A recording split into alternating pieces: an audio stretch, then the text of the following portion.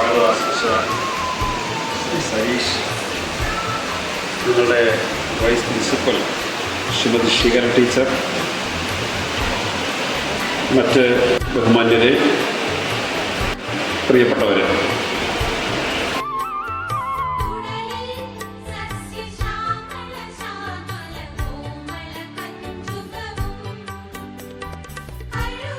അപ്പോൾ ഒരു വീട്ടിൽ ചെന്നപ്പോൾ അമ്മ അയാൾക്ക് ഭക്ഷണം വിളമ്പി മുമ്പ് വെച്ച് കൊടുത്തു.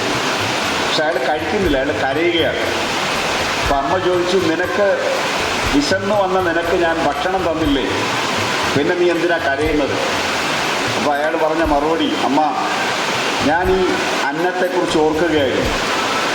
എത്ര പേരുടെ അധ്വാനമാണ് കട്ടിയായ തറ വൃത്തിയാക്കിയെടുത്ത് പാകമാക്കിയെടുത്ത് പരുവമാക്കിയെടുത്ത് അതിനകത്ത് വിത്ത് വിതച്ച് വെള്ളം നനച്ച് കളകൾ പറിച്ച് കളഞ്ഞ് പരിചരിച്ച് പരിപാലിച്ച് എത്ര അധ്വാനത്തിൻ്റെ ഭാഗമായിട്ടാണ് ഈ അന്നം എൻ്റെ മുമ്പിൽ വന്നത്. ഒടുവിൽ അമ്മ അടുക്കളയിൽ കിടന്ന് പുക ഊതി ഊതി ഈ ഭക്ഷണം ഉണ്ടാക്കുന്നത് ഞാൻ കണ്ടുകൊണ്ടിരിക്കുകയാണ്. അപ്പോൾ എല്ലാവരുടെയും വിയർപ്പ് വീണതാണ് എൻ്റെ ഈ ഭക്ഷണം. ഈ തിരിച്ചറിവിൻ്റെ പേരാണ് എന്ത് എഡ്യൂക്കേഷൻ എന്ന് പറയുന്നത്. ഈ തിരിച്ചറിവാണ്. കേവലമായ അറിവിനെ വിദ്യാഭ്യാസം എന്ന് പറയില്ല.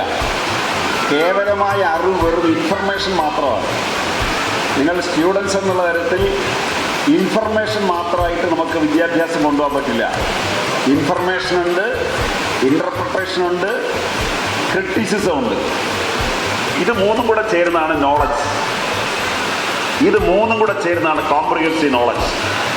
ഇതിനെ സ്വായത്തമാക്കുക എന്നുള്ളതാണ് മികച്ച വിദ്യാർത്ഥിയുടെ ലക്ഷണം.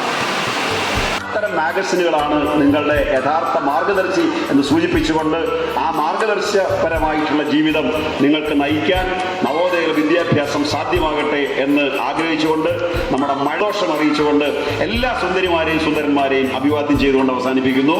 ഈ പരിപാടി ഉദ്ഘാടനം ചെയ്തിട്ട് അറിയിക്കുന്നു. നന്ദി.